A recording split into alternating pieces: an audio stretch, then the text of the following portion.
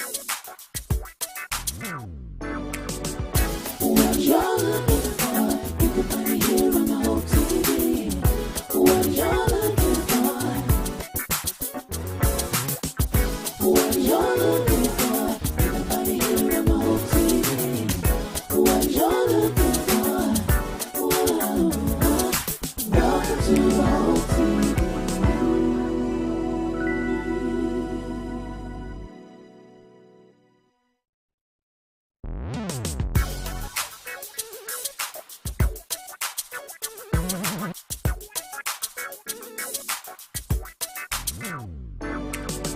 What you're looking for, you can find it here on the Hope TV.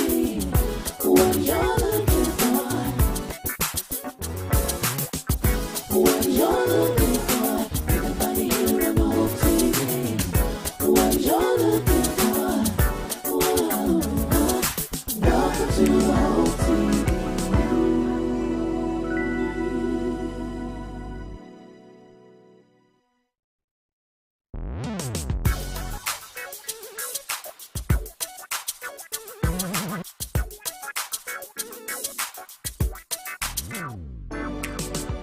what you're looking for, you can find it here on the Hope TV.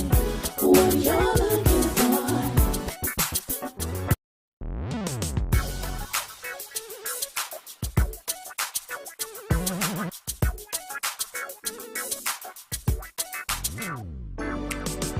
What you're looking for, you can find it here on the Hope TV.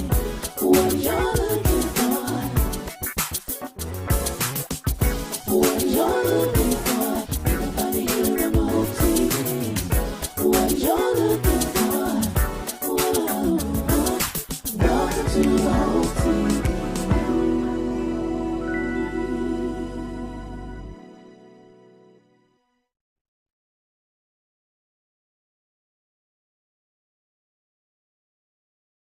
Set I'm free, y'all.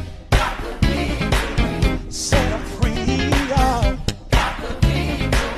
Set I'm free, y'all. Yes, I am. Set I'm free, y'all. Set I'm free, y'all. Set I'm free, y'all. Ooh. Yes, I am.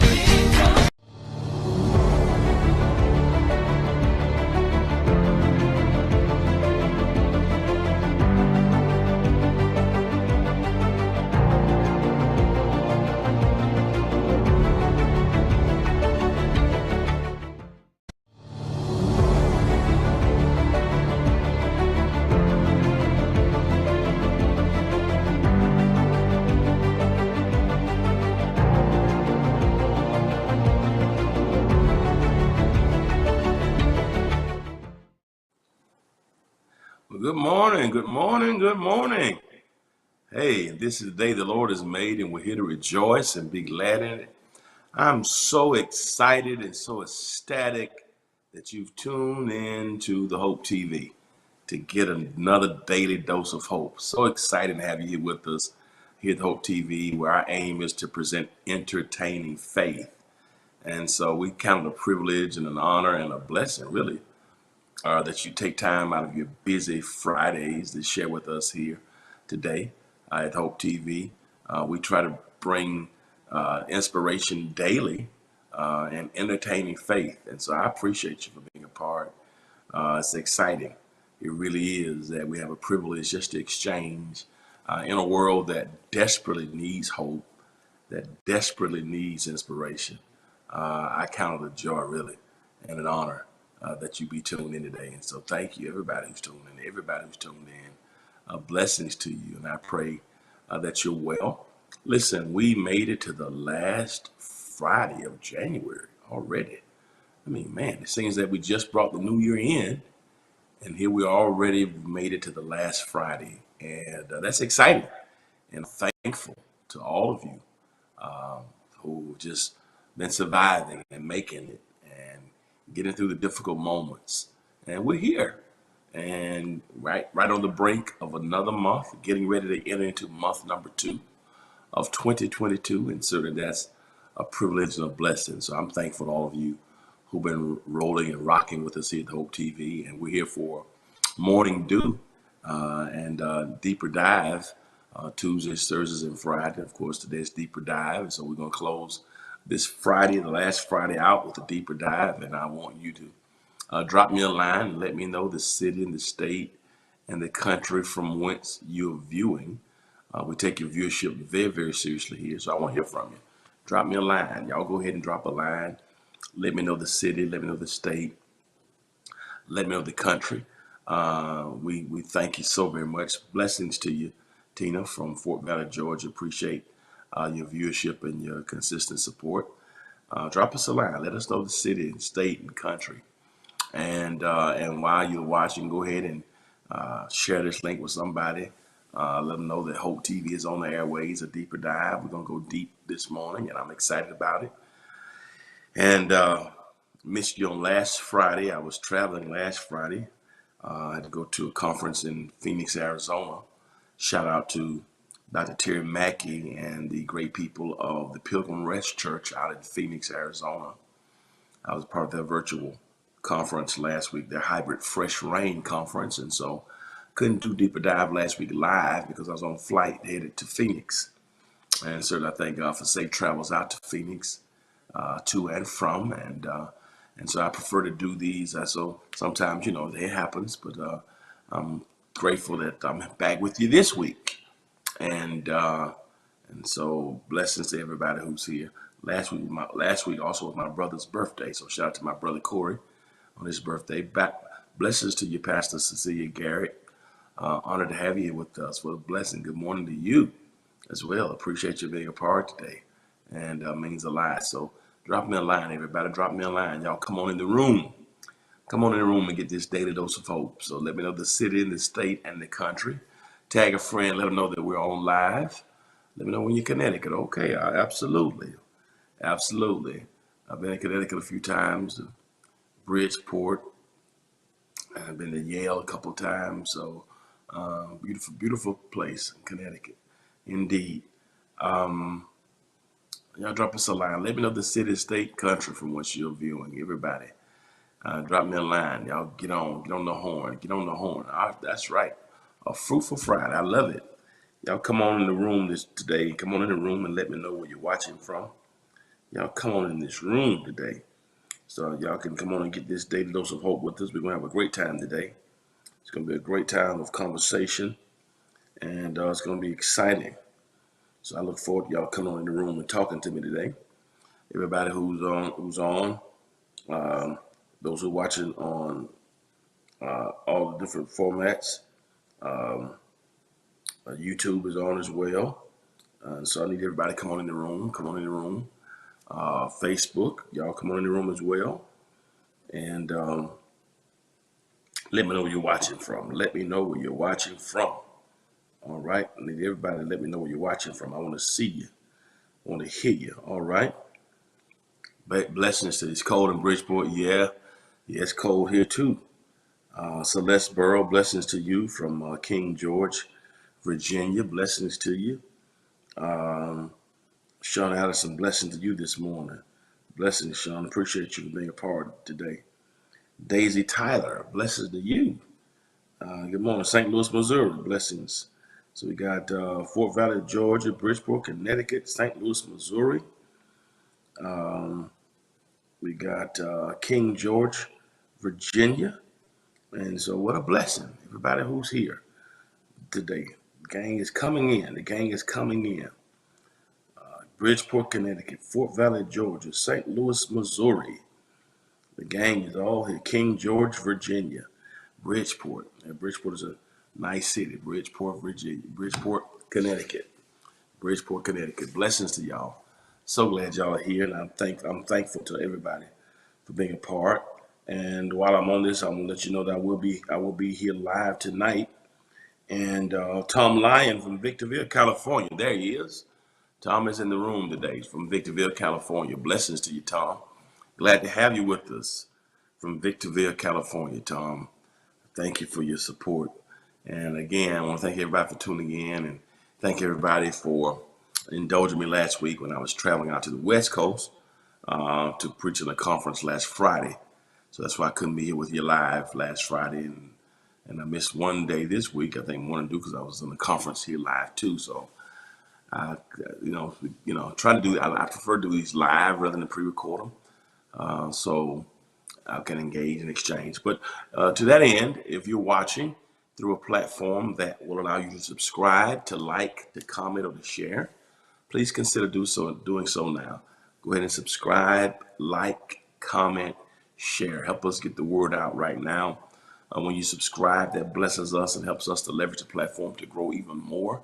Your likes are incredibly valuable to us. They're invaluable, actually, because they help the statistics and analytics, particularly with the algorithms and with our engagements, which actually help us to grow the platform more. And so please hit that like button if you're watching through a platform that will allow you to do that. Your comments are important because they help us with our engagements as well. And also the share button is preeminently important because it helps us to expand the platform. So go ahead and do that. Share it, share it, share it, share it, share it. Everybody share that, share it. Come on in the room. Y'all keep hitting that like button to help us to grow and expand. Help us to grow and expand. Help us to grow and expand. Help us to grow and expand. I'm excited about closing this month out. And listen, Tuesday is going to be February 1st. And so we've survived the first month of the year already. And seemingly we just were entering to 2022. And so we're already in February. And often that's a good sign. Good morning to you, Geneva Steer from Orlando, Florida. Trying to give a little more time for people to come in. So we got Bridgeport, Connecticut on here, St. Louis, Missouri, Fort Valley, Georgia.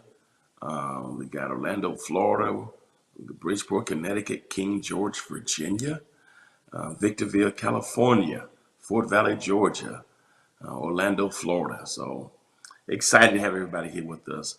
Deborah McKenna, all the way from Decatur, Georgia. Decatur, where's greater? That's right. Come on and represent the deck. DeKalb County, come on and represent. DeKalb, show up, make some noise on Deeper Dive on today. So blessings to you. Blessings to everybody who's representing Georgia. It's exciting to see it expand and see it grow to different space. So blessing to you. All right, I know a lot of people may not know if we're on or not, but I wanted to go ahead and come on. This is Deeper Dive. This is our normal, regular scheduled time. And of course, I was absent last week. I thank you for indulging me in part of my absence. But of course, I was doing work and on a flight. I headed to Phoenix, Arizona last week. Blessings to you, Tasha. Glad to have you with us. And so I'm glad that you indulged me and hope you've been safe. And it's good to see everybody back here on Deeper Dive. I missed Morning Dew Tuesday doing a conference with the AME Church Growth Conference here. That was in Atlanta. I had to do a panel. I had to do a lecture and preach to them. So pardon me again. And so I just prefer to do these lives. All right. Coming in through Georgia. Okay, Pastor Garrett, I'm going to be looking for you. When you come through Garrett, we'll be looking for you. And we certainly would love to have you here with us. And we're still working frantically, trying to get the church back positioned so we can have worship in the cathedral real soon and have space to spread out so we can be socially distanced. So we're still working on that, and hopefully, well, thank you, Adrian. I appreciate it. So we're working on it. Spent all day there yesterday working through some technical things that have been problematic in the past. So trying to get it together, and we're almost there. We want to get back, of course, with this Omicron variant. The numbers are subsiding slightly, and we'll be able to get back shortly. But we're just gonna have to get back when we have space. We can spread it out. I don't want people to be on top of each other. I'm just real kind of almost claustrophobic now when it comes to this Delta variant. You know, it's almost like you wear a mask that says if you can read this mask, that means you're too close to me. You know. But anyway, y'all pray for me. He's not through with me yet. I just, I'm just real kind of funny and finicky about that. You know. So the saints, we want to get kind of be close to you sometimes. So. So we're looking forward to getting back into the cathedral. We're doing incredible work there, and it's going to be amazing. We're almost done with the main things we have to do. They're still working on the AC units, installing them next week, and then so hopefully we'll be back in a few weeks when they finish with the AC install. We got to do the back part of the flooring of the cathedral, of the back hallway, and then we should be in pretty good shape to get back. Still double digits in Florida. Oh my goodness, yeah, our numbers they're not good here.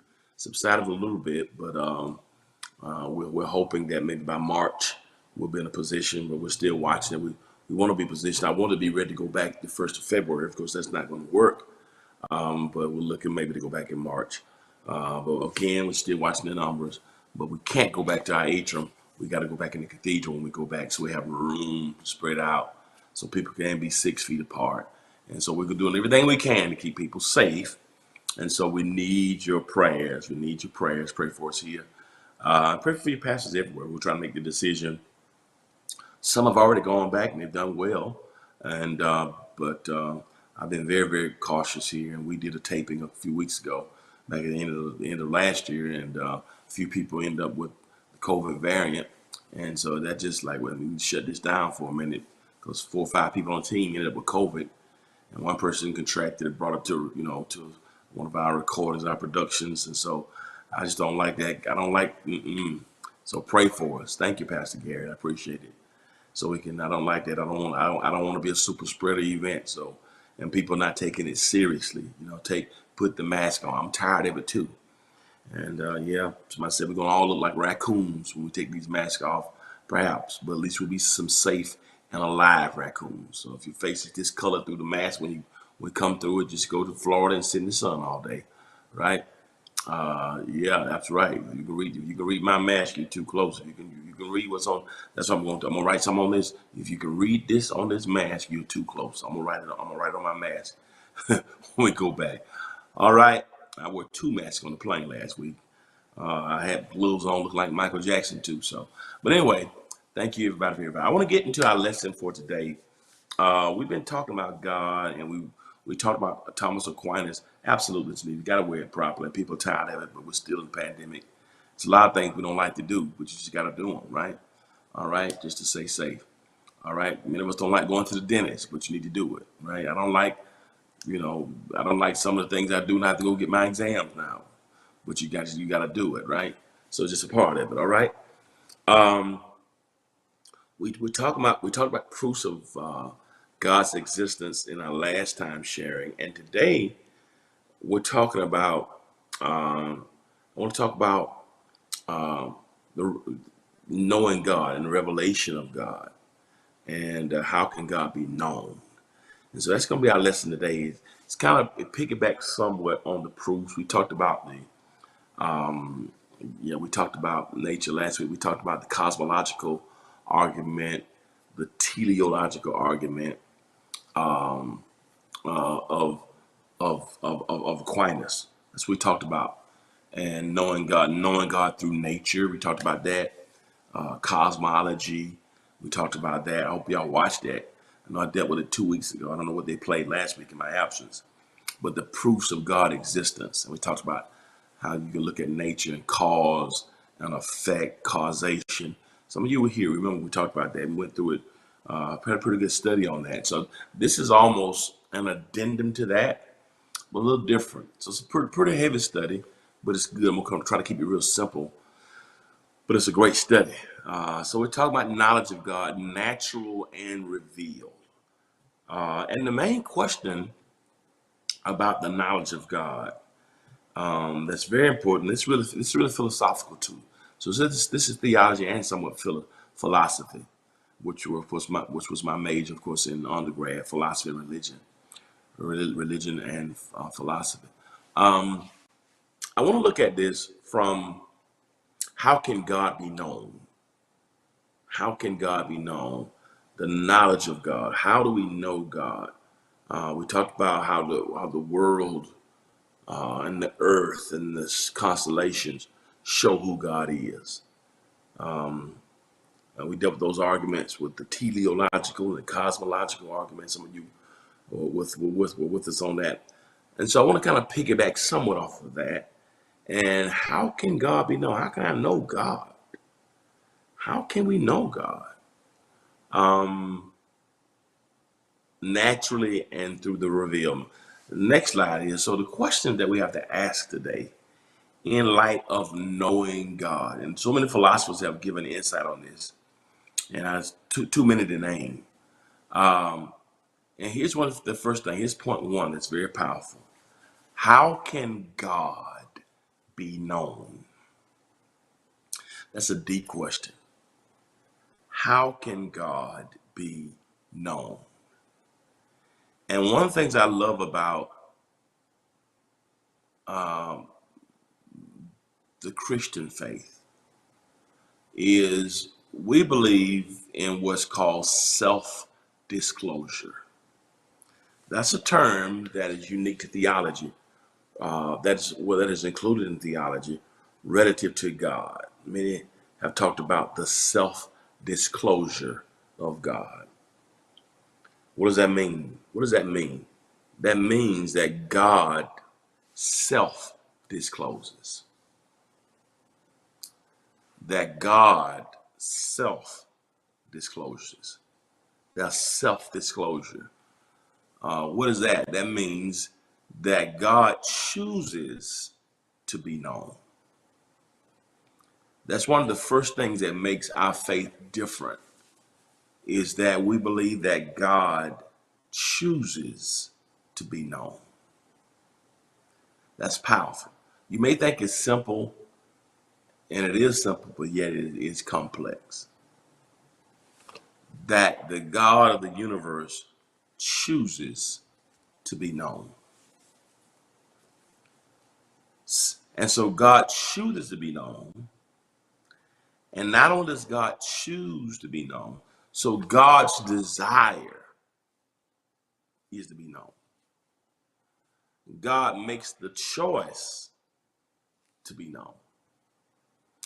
And then once God makes the choice to be known, God makes this choice possible through self-disclosure in nature and human history. And it's very important that you get that, because we're talking about God. Philippians 3, Paul says, "Oh, that I might know him in the fellowship of his sufferings and the power of his resurrection." God chooses to be known. Now, I want to deal with that because God, the question we got to ask ourselves is,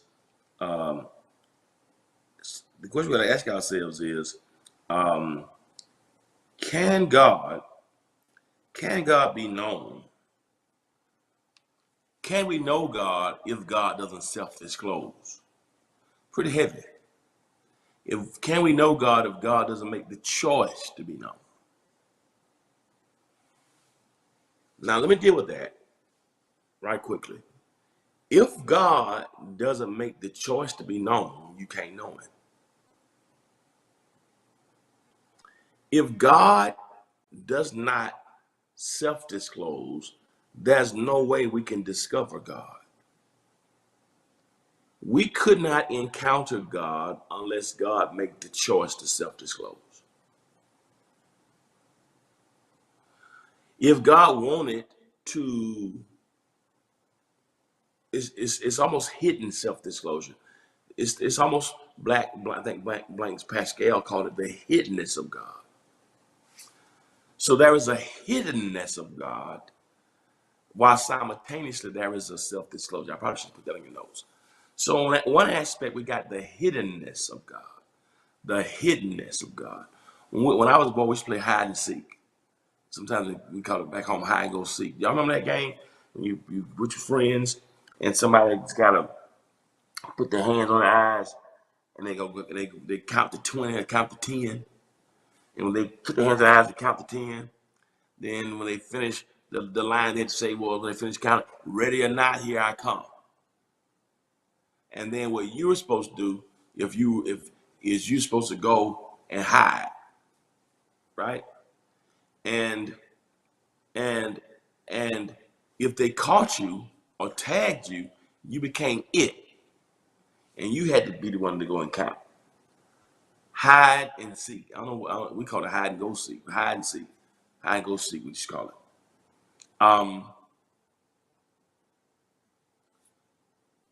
God is not the one. Good morning, Maddie from Opelika, Alabama. God is not telling you to close your eyes and I'm gonna go running from you to hide from you. That's hiddenness of God. Because if God chose, listen carefully, if God chose to remain hidden, there's nothing you and I can do to know him. Just say something. If God does not choose to self-disclose, God will remain in perpetual hiddenness. I don't care who you are, or what you think. Even though I think humanity was created with an inclining to worship God, if the God of the universe decided to stay hidden, remain hidden, there's nothing that you and I could do to know him. I think one of the blessings that we don't think about from a philosophical perspective is we don't think enough about the reality that God chose to self-disclose. That God chose to self-disclose. That God chose to be known. Woo! You ever thought about where we'd be if God didn't make himself known? His presence. So again, I want you to think about the small things and be grateful. The very fact that God self-disclosed is a major blessing. So that's the first way. You can't talk about knowing God or how can God be known without dealing with the reality of self-disclosure. I'm gonna come back to that in a moment, but I want to hit that because it's very, very important. Now let's go to point two. I just got 5 quick things to give you on this. All right. Now, here's a theological word I want to give you. We talked about cosmology last week and teleological last week, cosmological argument. This word I'm giving you today is a pretty common word in philosophy and theology. It's a word that's called epistemology. Epistemology. I want you to add that little $3 word to your vocabulary. Absolutely. Thank you, Adrian. He thought of enough of us to self-disclose to us. That's beautiful, Adrian. Isn't that beautiful? It's really philosophical, but it's beautiful. It's beautiful. He thought enough of us to self-disclose to us. Isn't that wonderful? It's just the little things we don't think about. We just take even knowing God for granted. But philosophically and theologically, you can't even know God if God didn't self-disclose. Right? The self-disclosure of God. I'm moving epistemology, but self-disclosure, it does a couple things. It reminds us of the awesomeness of God. How finite we are. Because I think we take just an understanding of God for granted. The fact that God loved us enough to self-disclose. Yeah, it was for 1 year of silence, you're right. Yeah, well, God wouldn't speak to him. But without God self-disclosing, we don't know him.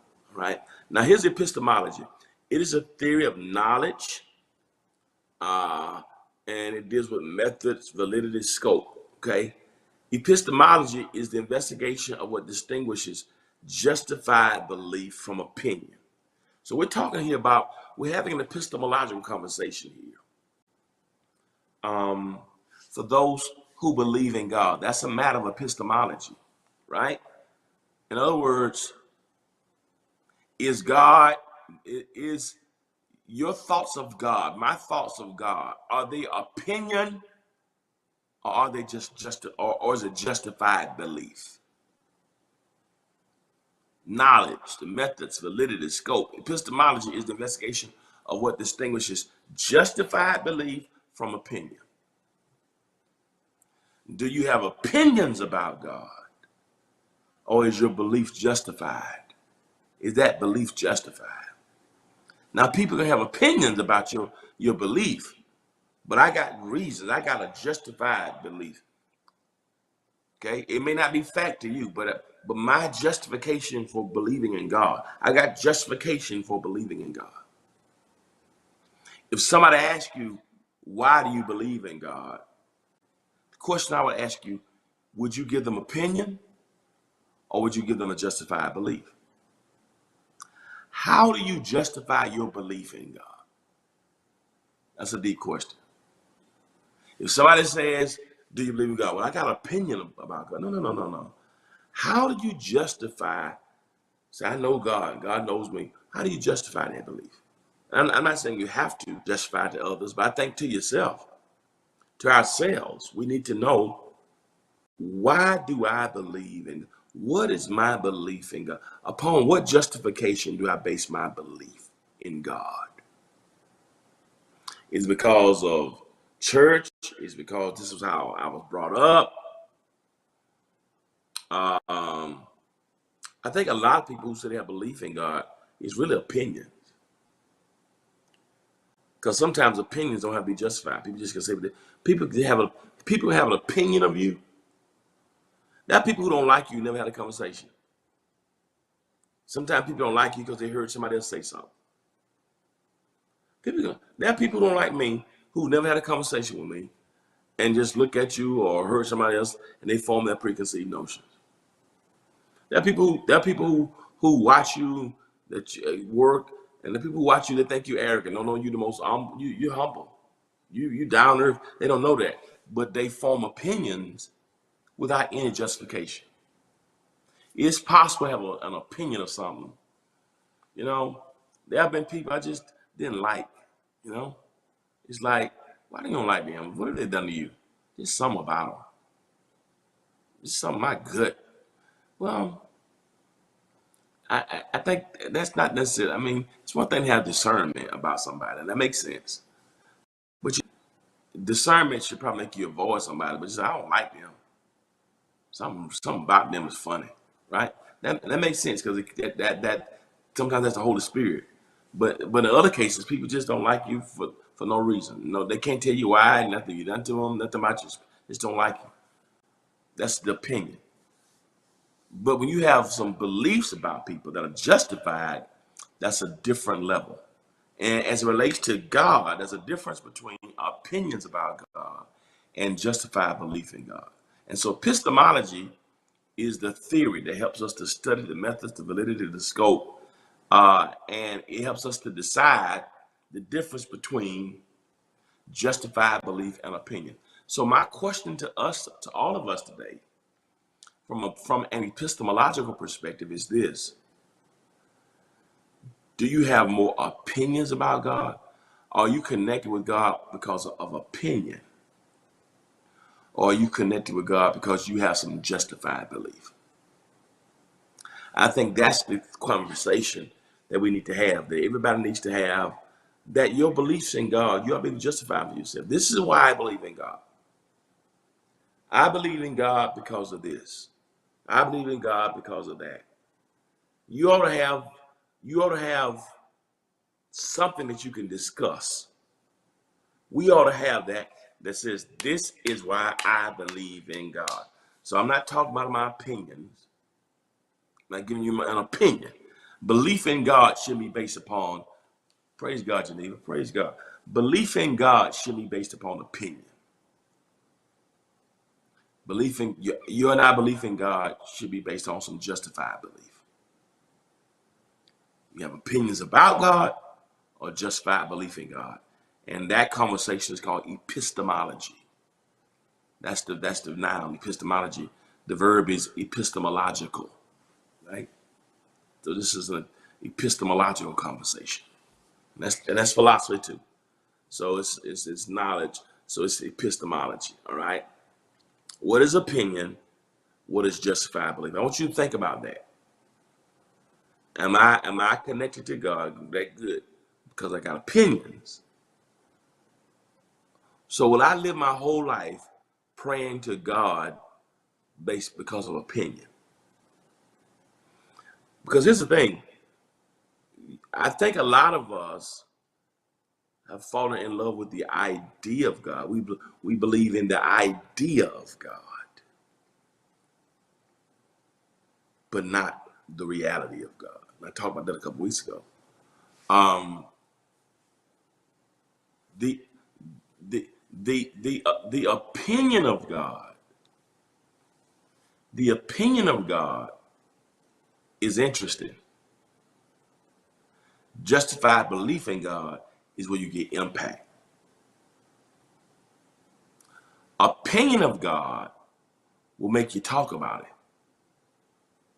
Justified belief in God will make you trust Him.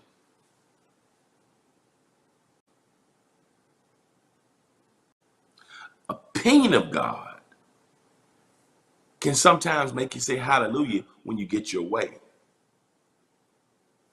Justified belief in God will make you hold on when you can't see no way. There's a difference between opinion about God and justified belief in God. And that difference, that scope, that range is called epistemology.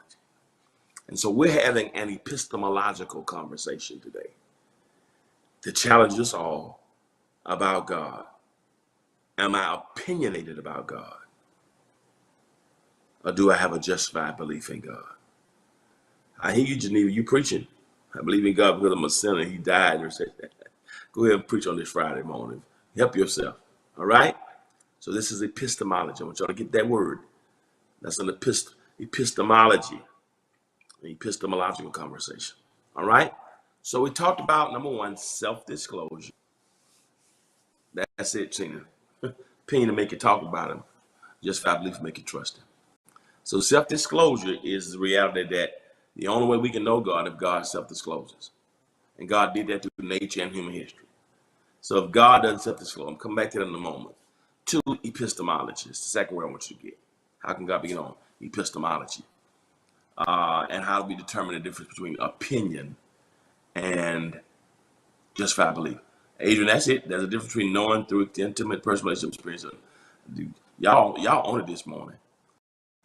Number three. I'm almost done. Number three. I'm gonna let y'all go. Now this is a little deep. So God self-discloses, which means we can only know God. Bless you, Pastor Garrett. We can only know of God through what's called revelation. Revelation. When God self-discloses, that's called revelation.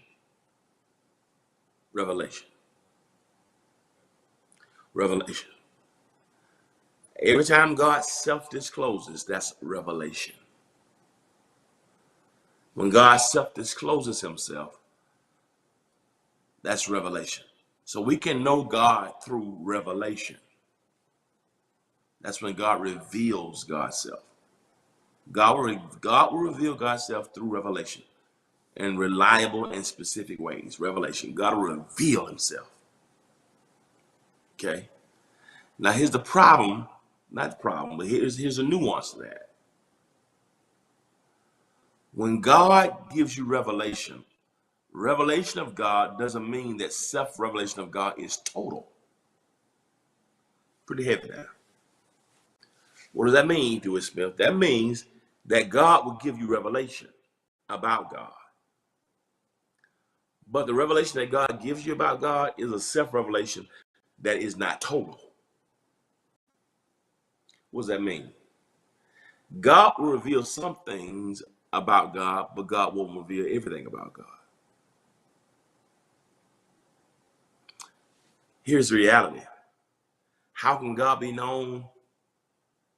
Everything about God can't be known by a mortal, by a human being.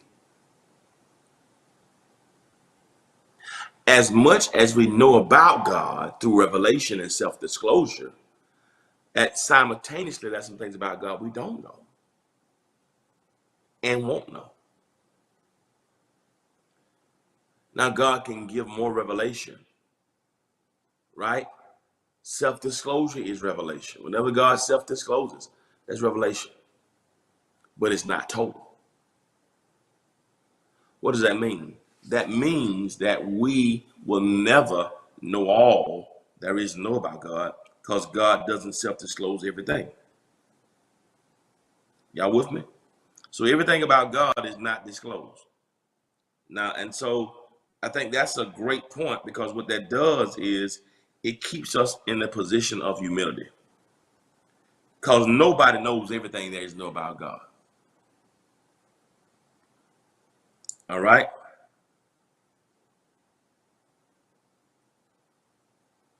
Y'all with me? Y'all with me? So everything about God, we won't know. Okay? God will reveal some things, but God won't reveal everything. All right? I'm going somewhere with this, okay? Y'all with me? God reveals some things of himself and conceal. You got it. You got it, Tina. So self-disclosure, so revelation does not mean self-revelation is total. So don't you ever think that you and I know everything there is to know. Because we don't. Let me go number 4 right quick. Put it all together and let y'all go. Hope y'all walking with me? We're talking about knowing God. Because this keeps you humble. This keeps you humble. When you realize, wait a minute, yeah, I'm learning, but that's self-disclosure. But self-disclosure is not total disclosure. I like this. This is a good point. I like to highlight. The revelation of God does not abolish the mystery of God. There's a phrase in Latin called the mysterium tremendum. The mystery of God. What does that mean? The mystery of God. So on one hand, we got revelation. On the other hand, we got mystery. We got revelation. We got mystery. We got revealed. We got concealed. In 1 Corinthians 13, I should have put this on your notes.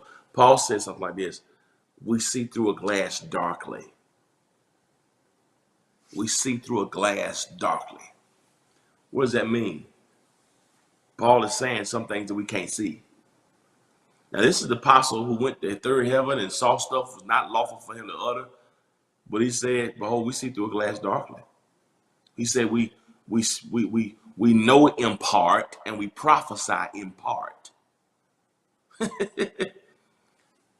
Here's a man who speaks in tongues, who prophesies.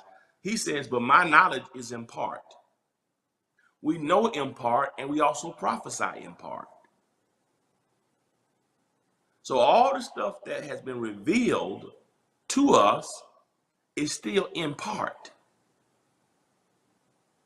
So nobody has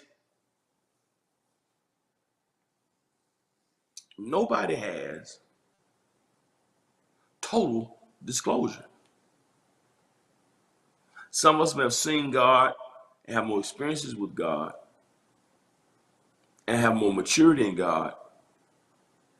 But the revelation of God does not abolish the mystery of God.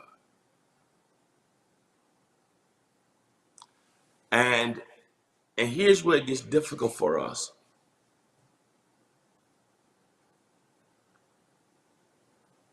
We can shout when there's revelation. Oh, we love when God reveals himself. God shows up. And God makes it clear. But our lives, what we're going through. But the mystery of God can be problematic when you can't figure out what is happening in your life. Or where is God? And you're looking for God and you can't, it's like I can't see him. Is God here? Is God? It's the mystery of God sometimes when it keeps us, it can bring pain because we don't understand. There's no clarity. So just because you got revelation does not mean that the mystery, you still got mystery. So we have to simultaneously balance the revelation of God and the mystery of God. It's a mysterium tremendum. That both time that that the same God who self-discloses is also the same God who, I want to call that part, Blank's Pascal called the hiddenness of God. So we have to balance the self-disclosure and hiddenness. Here's what one writer called it, his ways. This is just another way of putting it to you. His ways are not our ways. His thoughts are not our thoughts. That's talking about the hiddenness. Pentateuch says there are some secret things that belong only to God. That's dealing with the mystery, the revelation. I mean, the mystery, the hiddenness of God. Here's another one. 1,000 years in our sight are but as a day in God's sight. That verse is both revelation and mystery at the same time. Our minds are too small, and too finite, and too fallible to contain the totality of self-disclosure. If God wanted to self-disclose everything to us, he couldn't, because we couldn't handle it. Our humanity couldn't handle. That's what in Isaiah chapter 6, in the year the King Uzziah died, I saw the Lord. That's self-disclosure. High and lifted up. That's why Isaiah said, he said, in the year the King Uzziah died, I saw the Lord high, lifted up. I saw the Lord, self-disclosure.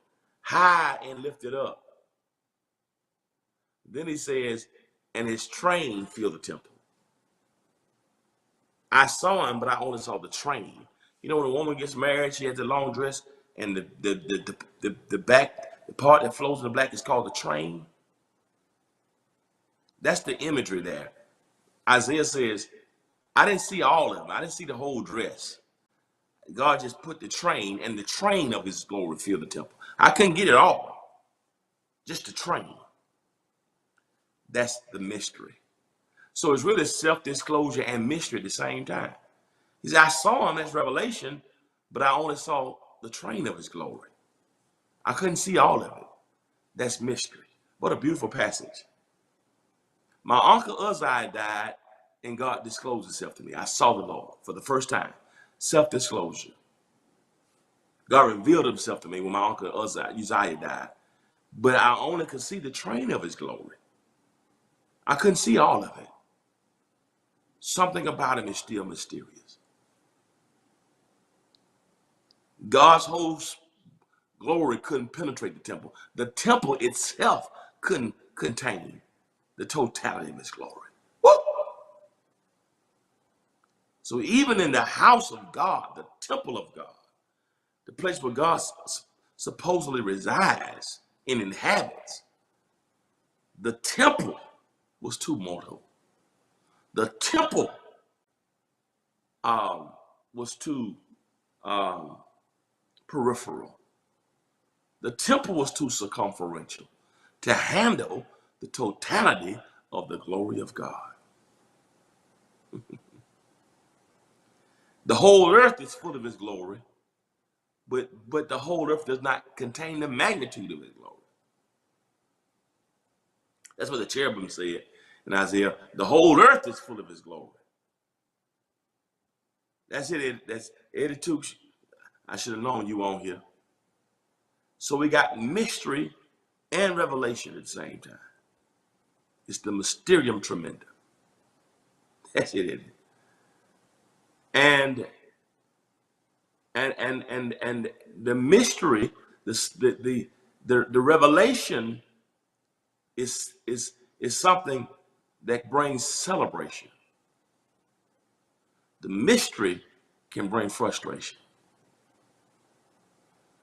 So Isaiah at one time speaks of both revelation and mystery in the same passage. In the year King Uzziah died, I saw the Lord. That's revelation. High, lifted up, and his train filled the temple. That's mystery. He reveals himself in tragic and death is up. We can't handle all of it. So God will reveal God's self in specific and reliable ways, but it's never all of it, because we only see in part. We only know in part. We only prophesy in part. And now, and it may be frustrating when God doesn't reveal everything, when we can't put an epistemological gauge on it. It may be frustrating, but in the end, it's a blessing. Because when we allow ourselves to be caught in that balance of mystery and revelation, at the end of it all, it's going to bring about adoration, because we allow God to be God. And do you want a God that you can totally contain? Do you want a God that you can totally understand? Do you want a God that you can totally comprehend? We can't comprehend today from tomorrow. That's something about life we can't comprehend. We can comprehend one day at a time. So if my small pea brain can comprehend everything about God, do you know how small that will make my God? I don't have to understand everything about it. It allows my faith to grow, it allows my trust to foment and be cemented.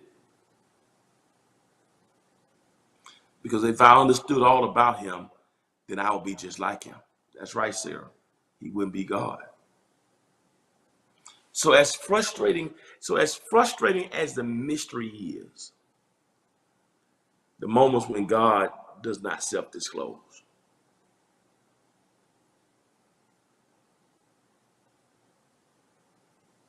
You know, we sing a song. I love this song.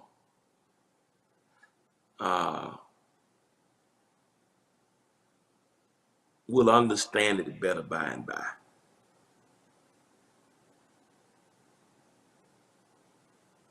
That gives us, you know, an apocalyptic, eschatological hope that when we don't understand, because it's mystery. So that song itself engages mystery. Father alone will know all about it. Father alone will understand why. Cheer up, my brother. Live in the sunshine. We'll understand it by and by. That's the mystery. Even the mystery that's in the Psalms. The mystery that's there. You got it, Tom. The mystery that's there causes the faith. And even in the mystery, we can find solace in some things about God. But here's what I like about that.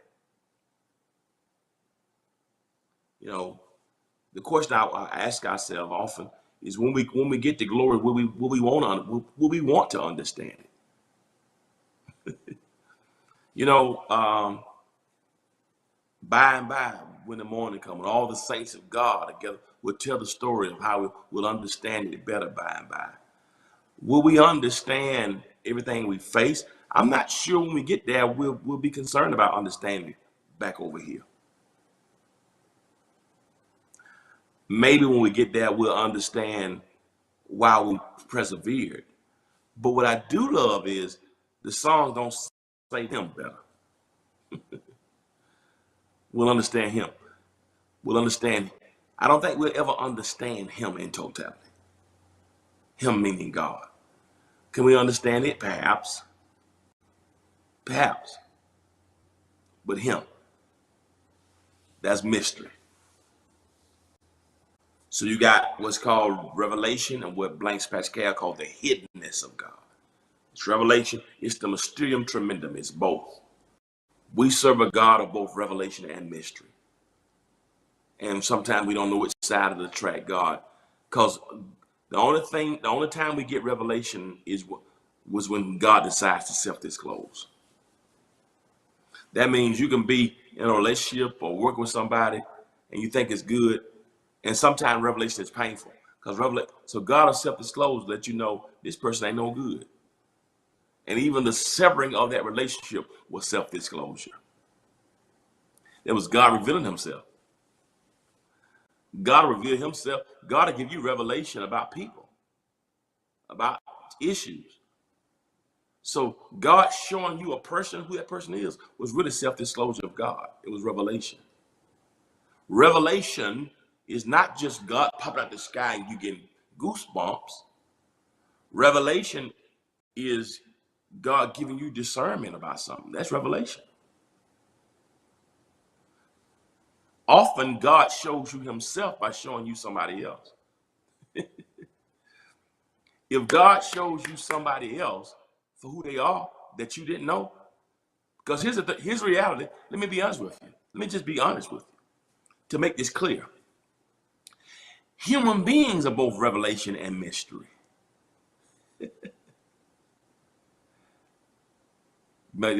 Oh my God, bless you, Pastor Garrett. Can I break it down for you? There are some people that you've been in connection with. They're both revelation and mystery. Human beings got a way of showing you what they want you to know. Some of you have dated or fallen in love with people or been married to people in the past that you didn't know who they really were. That's all what you think about this. Sometimes people can show you a pretense version of who they are. And only through intimacy and time and experience do you realize this is not, you showed me what you want me to see. Right? So even people can be hidden and not show you who they are. They show you the best version of themselves, but not who they authentically are. Think about it. How many folks you thought loved you and had your back only to discover they was betraying you and lying? Why? Because that person was both revelation and mystery. They were both self-disclosure and hiddenness. Folk can hide from you. Folk can lie to you. And when they do that, they do it for sometimes a not so good purpose. So even people are mysterious and have a hiddenness and won't show you all who they are until you get in business or get too deep. So think about that. So if a person can hide themselves from you, then what you think about God? So God is both revelation and mystery at the same time. If you can't figure people out all the time, what makes you think? I'm saying this to us so we'll be less frustrated with God. Because many of us get frustrated when it comes to the mystery. But it's in that mystery that your faith develops. And it's wonderful, as painful as things can be. There have been times I want to go, why? Where are you? I don't see what you're doing in this. But only until I got on the back end that I realized that God is God. And I'm glad God didn't self-disclose. Because I wouldn't have understood it. Because if God did self-disclose everything, it doesn't mean I will understand it. It's for grace to trust you more. So I dealt with self-disclosure, dealt with epistemology, number 3, you got it. God chose me. Epistemology. Number 3 was, I'm almost finished. Go next slide, please. Revelation of God doesn't mean revelation does not mean that the self-disclosure of God is total. Number four, the revelation of God does not abolish the mystery of God. Number 5, I'm almost finished. There's always more of God that we can come to know. All right? So revelation, self-disclosure can be ongoing. Self-disclosure, God can reveal more of God's self. There's more of God that we can know. God can give it in process. It's almost like a class. Once you got to one dimension, it's possible to get to another level. It can be progressive. Self-disclosure of God can be progressive. So it's both self-disclosure, it's both revelation and mystery. Teacher, I learned this. Yeah, always more God we can know. Now, that's a scripture. That's another scripture that I love. That speaks of both self-disclosure, of both revelation and mystery. I just sent this to my producer a minute ago while we've been on here, just because I didn't put it. Look at this verse here. I like this verse here. This is Exodus 33. Thank you, producer. You rolling with me. This is Moses talking to God, okay? This is Exodus 33:18. This is my last point. I'm letting y'all go.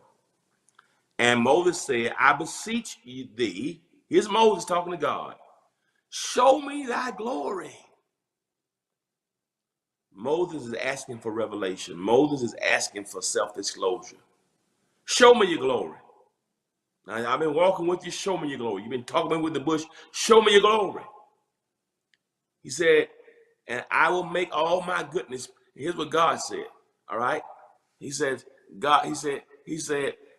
and I will make all my goodness pass before you. This is God.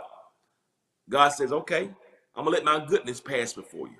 Self-disclosure, revelation, right? He said, when you do that, I'm going to make all your goodness pass before me.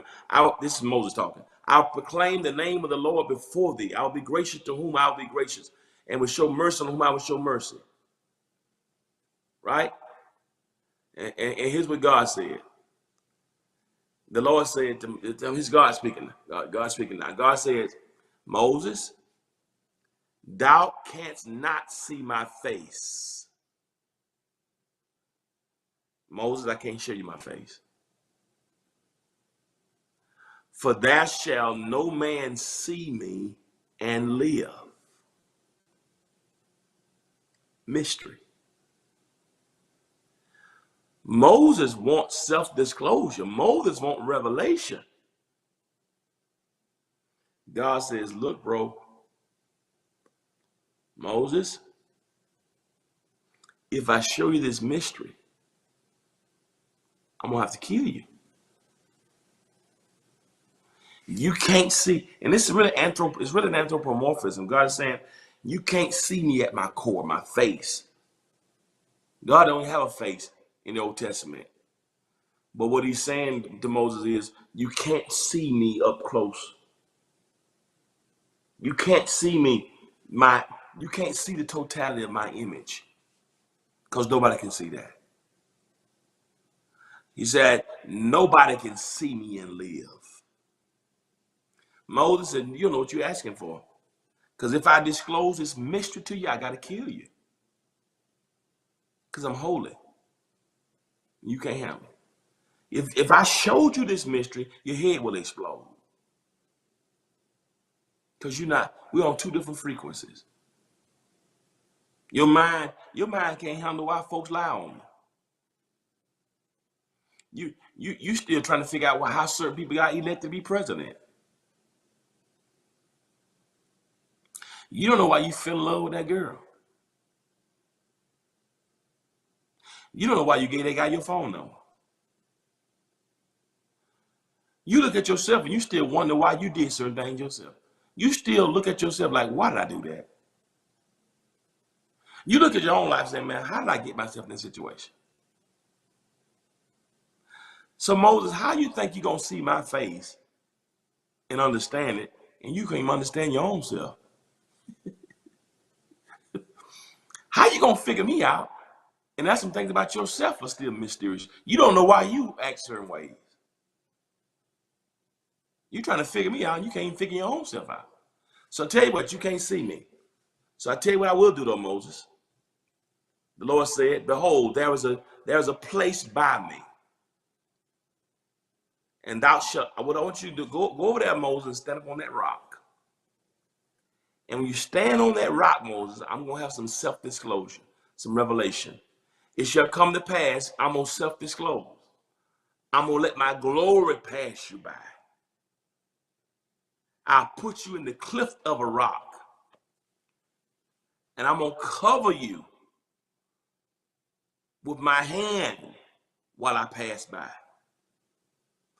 So I'm gonna go up in that mountain, go up in that rock. I'm gonna put my hand over your face and let self-disclosure come by. I'm gonna get revelation, but it's gonna be revelation and mystery. While I'm passing by, that's my revelation. My hand's gonna be over your eyes. That's mystery. It's revelation and mystery at the same time, which is who I am. You want to see me? That's who I am. I'm both revelation and mystery. So I'm gonna pass by in totality, in revelation and mystery. I'm coming by. You'll hear me. Cover your face. You can't see me. That's mystery. And I'll cover you with my hand while I pass by.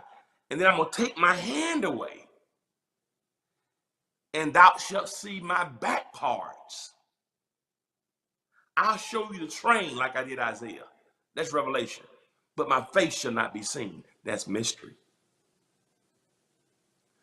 So Moses, I'm going to come by you. But I'm going to cover your face. That's mystery. When my glories pass you by, I'll move my hand. You can see my hinder parts, my back part. I'll let you see the back, the train, like I did Isaiah. The train of my glory fill the temple. But you can't see me in totality. I'll show you enough. And what I show you will be enough that you can depend on. Woo! I'll give you enough that'll help you stay in there and finish strong. I'll give you enough of me. I'll show you enough to convince you. And I give you enough so you can hold on. I thank God that God has given you enough. He's given you enough experiences so you can trust him. He's given you enough time with him so you can hang on. He's revealed himself in moments when you were low and he brought you out and provided. He didn't show you everything, but he gave you enough. And the enoughness of God is all you need. Not the totality of revelation, but his enoughness. God is a God of both self-disclosure and hiddenness, of revelation and mystery.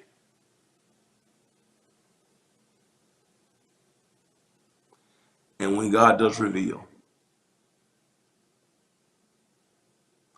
you didn't see everything about it. But when your loved one died and he sustained you and brought you through, he showed you enough. When you lost your job and the company shut down, but you didn't miss not one meal, he didn't show you everything, but he gave you enough. And if all I have is enough self-revelation, self-disclosure, all I have is enough revelation, I can complete my whole journey if I have enough revelation. Bless you from Carthage, Mississippi. And so as we close this month out, how can you know God? You never go, revelation will never be total, because it's always going to involve mystery. And mystery can be frustrating. But thank God for his enoughness. I know enough of him. I've seen enough. I've seen God do enough. Matter of fact, sometimes I tell him, if you never do another thing for me, you've already done and showed me enough to make me trust you for the rest of my days. As much as I want to know more and grow more and see more, if you never show me one more iota of who you are, I've seen enough to know you're reliable. I've seen enough to know I can trust you. I've seen enough to know that you'll take care of me. And I want you to know today, don't let the moments of mystery, when you can't see God or can't feel God or don't understand God, don't let the mysterium tremendum, don't let when you're on the balances of an epistemological moment, Don't allow the mystery and the pain of a moment to make you forget the moments that God has self-disclosed. And the innumerable times that God has given you revelation about him, about people, about yourself. So God is both revelation and mystery, self-disclosure, and Blanche Pascal, hiddenness of God. So as we navigate self-disclosure of God and hiddenness of God, somewhere in the middle, you can find peace. I know enough. So old folks said, you can't make me doubt it. I know too much about it. The old folks never said, you can't make me doubt him because I know everything about him. I know too much about it. I got too much revelation to allow the mysteries to make me turn my back on him. You can't make me doubt him. I know too much about him. That's epistemological there. That is the reality. There are mysteries. But the self-revelation and the self-disclosure and the revelation has given me enough that I can handle whatever's mysterious. Asking for revelation. Moses did. That's it. Know too much about it. He may not show me everything. He won't show me everything, and I'm glad he won't. Because he has to kill me if he does. Because nobody's seen his face and lives, he said. I'm going to show you enough to trust me. I'm going to show you enough to know I got you. I've already looked at your future. So you follow me. Just trust me. Stop trying to see the whole picture because you can't. Stop trying to figure everybody out because you can't. You can't figure your own self out. Lord, I can't tell you the time I looked at myself and said, why did I do that? Why did I do that? How did I get myself in this situation? Right now, I'm looking at myself and I look back over my life and I'm still trying to figure out now, what was I thinking? What is wrong with me? How in the world did I not see it? So you think you're going to know all there is to know about God? Some of us still trying to figure stuff out 20 years later, how you got yourself in that situation. You ain't figured out in 2 decades. You not can't figure ourselves out. What make you think you're not going to figure God out? So at this point, God, help me to appreciate. I'm sorry one more time. Help me to appreciate the self-disclosure and the hiddenness, Pascal calls it, the hiddenness of God. Help me to appreciate the train of your glory when I can't see the totality of it. Isaiah says, here am I, send me. Not because he saw the totality, but because he saw the train. Isaiah said, you can send me. I ain't got to see all of you. I saw enough of you. I saw enough of your glory, the train of it, to make me commit the rest of my life in the year King Uzziah died. I saw enough of you to say, hear my son. I saw enough of me, enough of you to risk my life being killed as a prophet. I saw enough of you to commit to my assignment. I ain't got to see you in totality. Just let me see your train. I got enough.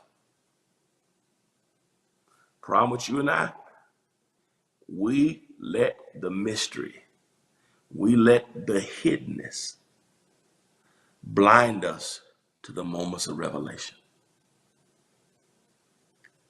If you're not new in the faith, some of y'all are watching me, have been with God so many times. God has revealed himself to you so many times. How dare you?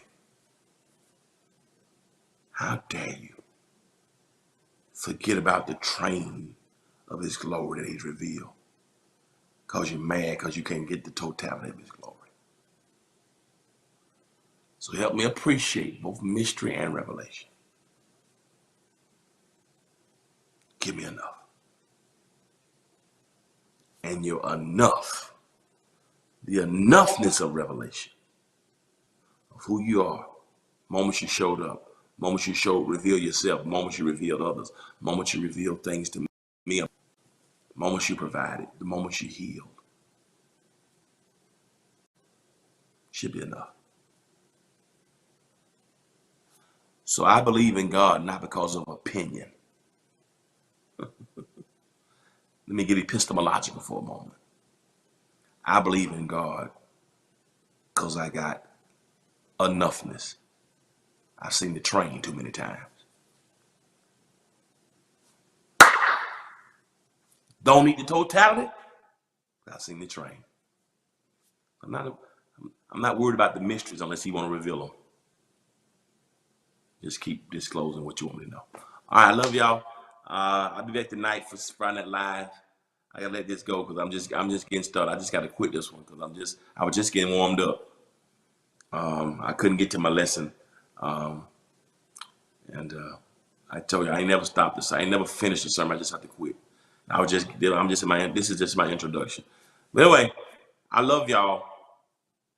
But God is revelation and mystery. Appreciate both of them because it makes him God. As always, I let y'all go. I gotta let y'all go. But as always, remember this: if you'll be good to God, our God of revelation and mystery will be good to you. Till next time, peace. Said I'm free, y'all. Said I'm